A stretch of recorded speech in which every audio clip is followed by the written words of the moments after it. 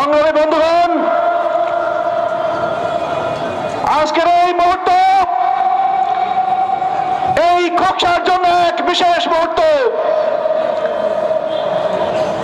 আমি আমার সমালোচকদের এবং নির্বুকদের বলতে চাই, আপনারা আজকে দেখে যান, যারা বলতে চান বিএনপিতে বিভাজন আছে, বিভক্তি আছে, তারা দেখে যান এই খোকসার মঞ্চে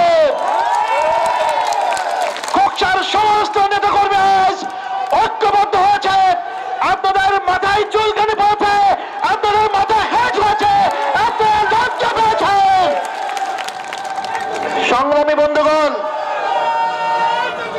এই স্বৈরাচারী হাসিনা সরকার বিগত 17 বছরে আমাদেরকে এই ধরনের কোন সমাবেশ করতে না দিয়ে ইচ্ছাকৃতভাবে আমাদের মধ্যে বিভক্তি সৃষ্টি করে রেখেছিল।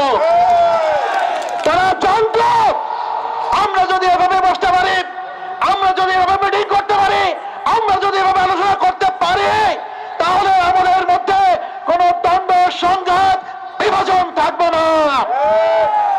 তাই ইচ্ছাকৃতভাবে তারা আমাদেরকে বসতে দেয় নাই। আমরা যদি 5 জন একসাথে বসতাম ওখানে চা খেতে, তাহলে সেখানে পিছনে দেখতাম ডিবি দাঁড়িয়ে আছে। আমরা কিভাবে বসবো, কিভাবে আমরা সম্মেলন করব, কিভাবে কমিটি করব, যারই ফলশ্রুতিতে ওই তথাকথিত বিভক্তির সৃষ্টি হয়েছিল। সংগ্রামী বন্ধুগণ, আমরা জানি কুষ্টিয়া জেলা বিএনপি ঐক্যবদ্ধ, খোকসা কুমারখালী ঐক্যবদ্ধ।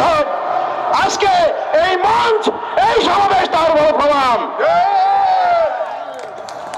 বিগত আন্দোলন সংগ্রামে এই খোকসার লোকজন, এই খোকসার বিএনপি, এই খোকসার যুবদল, খোকসার স্বেচ্ছাসেবক দল, খোকসার যে ছাত্ররা যে ভূমিকা রেখেছে তা অবিস্মরণীয় ভূমিকা রেখেছে। বিগত আন্দোলন সংগ্রামে আমার এবং আমার আজকের আহ্বায়কের তখন দায়িত্ব পালন করার সুযোগ হয়েছিল। তাই আমরা জানি এই খোকসা থেকে কারা আন্দোলন সংগ্রাম করেছে, কারা সেদিন মাঠে ছিল। আমরা দায়িত্ব পাওয়ার পর এই খোকসা থেকে, কুমারখালী থেকে দলে দলে আপনারা আমাদের সাথে যোগাযোগ করেছেন।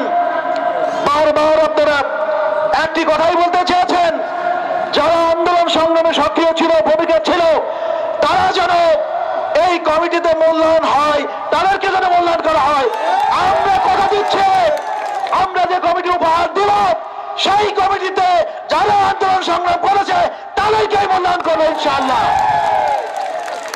সংগ্রামী বন্ধুগণ, আপনারা দাবি করেছেন আমরা তার প্রতিদান দিব, কিন্তু আপনাদের প্রতি আমাদেরও একটি দাবি আছে।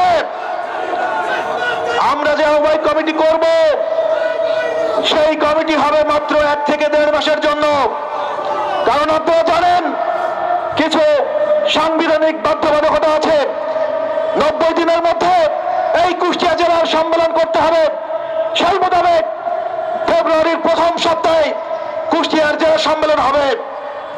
তাই আমরা বলেছি প্রত্যেকটা ওয়ার্ড, ইউনিয়ন, উপজেলায় সম্পূর্ণ গণতান্ত্রিকভাবে নির্বাচনের মাধ্যমে কমিটি গঠন করতে হবে।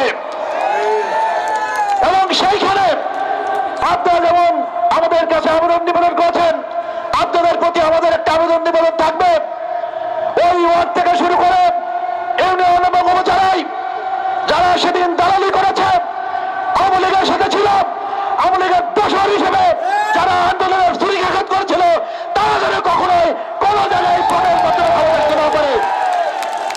সংগ্রামী বন্ধুগণ, দায়িত্ব শুধু আমাদের নয়, দায়িত্ব আপনাদের। কারণ তখন যে কমিটি হবে, সেই কমিটি হবে আসল কমিটি, তারাই এই খোকসা পরিচালনা করবে।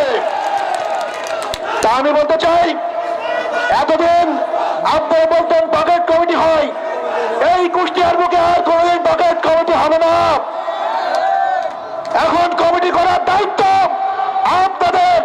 আপনাদের দল গোড়ায় আমরা ভোটকে নিয়ে এসেছেন, আপনাদেরকে সঠিকভাবে দায়িত্ব পালন করতে হবে। আপনারা যদি দায়িত্ব পালন করতে ব্যর্থ হন তাহলে এই দায়ও আপনাদেরকে নিতে হবে।